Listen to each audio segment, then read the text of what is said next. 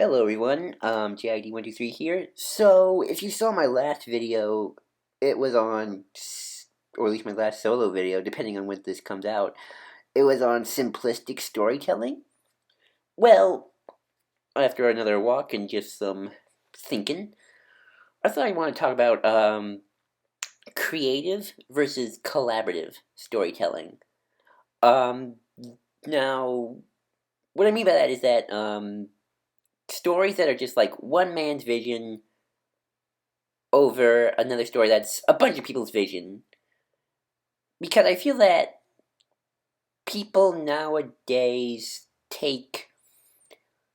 I mean, yes, there is definitely a lack of pure one man's vision storytelling, purity, and all that good stuff. The creative vision, so to speak, is kind. I don't want to say it's lost. It's kind of hard to find in bigger action movies nowadays. We don't see that nowadays, especially in the big blockbusters.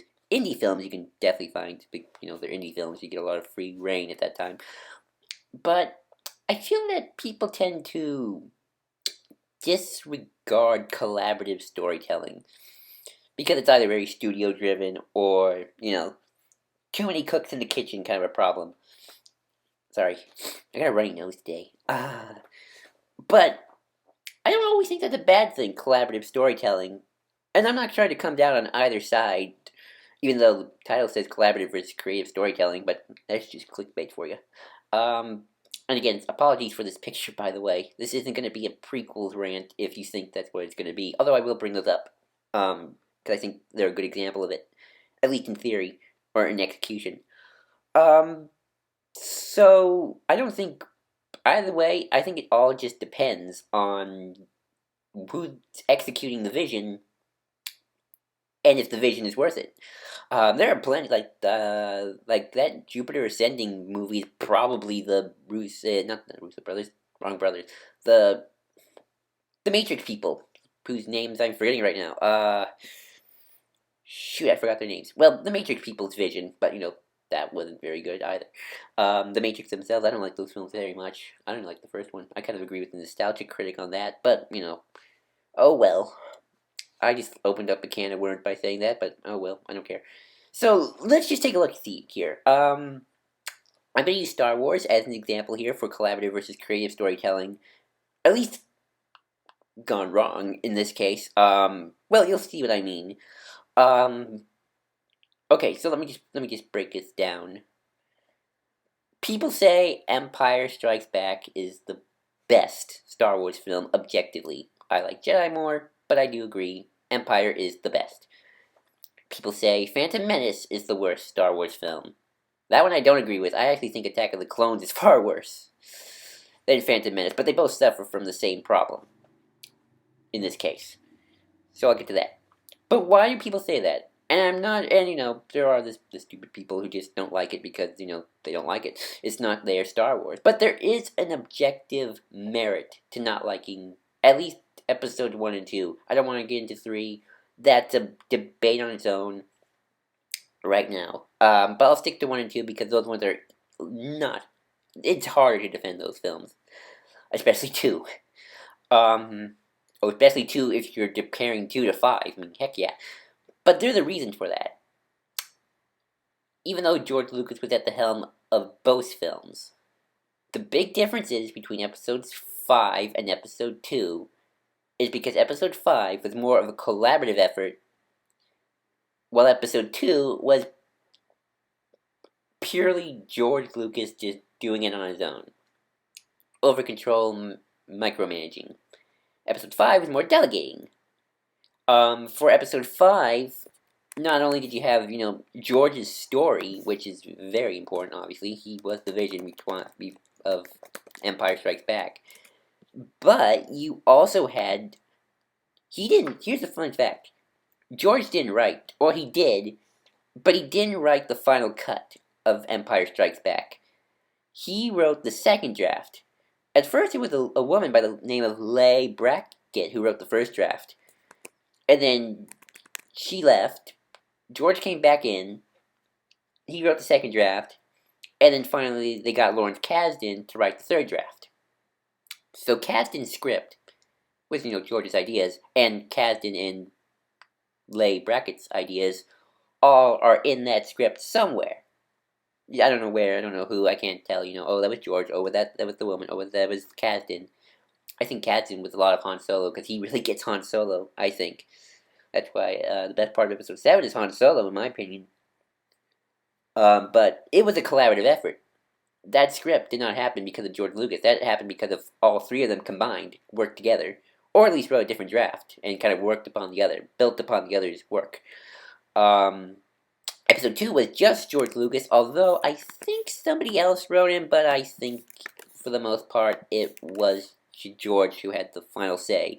Because this is by the point where, George had complete control.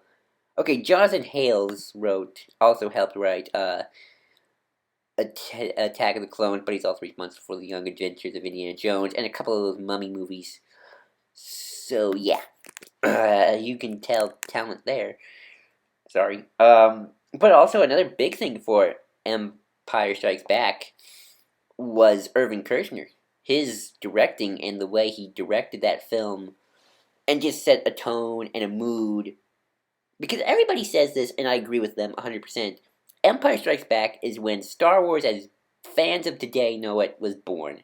Episode 4, well, Episode 4 was, again, mostly Lucas. I feel like that was more of a passion project on that by that point. But it still didn't have the feel and tone of Star Wars that most modern day fans know, especially in terms of the Force and that sort of thing. But Irvin Kershner's directing, because George Lucas is not a good director, he's a good stories man, an ideas guy. He can be the arc that holds the glue that holds it together, but he can't direct because he's just not. Or he hasn't. Well, he can direct, but I heard he's not the best director. But Kershner and his mood and his lighting and the people working on that movie, like the cinematographers and all that stuff, they helped craft that movie as well. So, and I'll get into other examples eventually. I just want to use this Star Wars as the prime example right now because that's what I know. Because of that, everything that we love about Empire Strikes Back came together. I feel Return of the Jedi, that's when Lucas started taking more control. I feel though Jedi, while suffering a lot of Lucas interference, still had its moments because of Kasdan and the other director was still on working on it. So that's like you start seeing the decline by Jedi time. But anyway, but yeah, that's like, but Clones, it was just Lucas. Lucas wrote the story, Lucas was directing.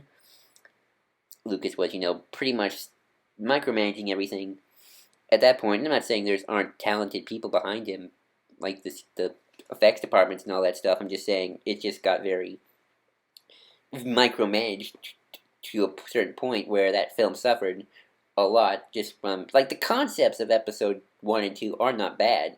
The story is fine. I agree with Sid Part 2, Ian from Geeky over other things. I hope I made sense to you people when I was talking about this. Don't want to bring anybody down. Not saying any movie that I brought up are bad or good or anything. Oh, hey, in terms of clunky dialogue and just some stoic acting here and there. But I'm not just gonna go into Star Wars. I'm gonna give one more example of a good collaborative movie. The original Gojira, 1954, Godzilla 1954. Not the American recut, the original. That film is an American, isn't not American, it's an American classic. It's a Japanese classic, but a movie classic, period. It is a cinematic classic. And that is not one man's vision. Oh, no. It is many men's vision. It is the vision of not only the great Ishiro Honda, but it's also Tominouki Tanaka, Iki Tsuburaya, Akira Ifukube, all these people. I'm sure I'm forgetting someone. I apologize. Let's see who wrote it. Takio Murata. All these important people coming together to make this film. Because, fun fact about Japanese studios, they're very studio-driven. Japan is very studio-driven movie industry. And a lot of the early Godzilla films as well like Mothra versus Godzilla, uh, Ghidorah the Two-Headed Monster. These are all collaborative efforts. Godzilla is not one man's vision. Godzilla became what it is because of all these different people coming together. And if you learn a thing or two about these people, they had some significantly different backgrounds. Like, I don't want to get into it too much, but if you do the research, they had significant different backgrounds. But yet they all came together and made this movie that became not only just a classic, but a monster classic. A classic. It made genres. It inspired Jaws, inspired all sorts of things, and of course Godzilla is an icon of not just Japan but the world because of it. And again, I am not poo-pooing creative storytelling. No, one man's vision can be really good. Nolan's Batman works because it is Nolan's vision, and Nolan executed it. Or at least Batman Begins and Dark Knight perfectly. We call it Nolan's Batman for a reason. It's Nolan's vision for Batman. And even though Batman is a pre-established character, it's his vision, his take on what he wanted Batman to be, while still being inspired by, what came before. Um, but we call it Nolan's Batman for a reason. And that's not to say, visions are still important. You know, everybody, some of the films we still have now are still have people's visions, even though they're studio driven a lot of the time. But that doesn't mean a vision can't still come from them. And, Jaws is a purely Steven Spielberg movie. Or actually, I think it was a book first. Well, anyway, sorry, I lost my train of thought. Like Steven Spielberg, he was an auteur director. He makes his vision, and it works a lot of the time. Those are great films. E.T., Jumanji, Jurassic Park. Even though Jurassic Park is actually book first, then a movie. Those work. Those are his Steven Spielberg's vision. So I'm not really just poo-pooing both ways. Both ways are good. I'm just saying, if you are like someone who's like, no, it has to be one man's vision because it's pure, blah blah blah blah. Don't poo-poo creative storytelling or not creative, collaborative storytelling. I feel like people do that, and you shouldn't, because sometimes a collaborative story can be just as good, if sometimes not better, than one man's vision storytelling. So yeah, that's my thoughts. Hope it made sense. Till next time, like and subscribe. Bye.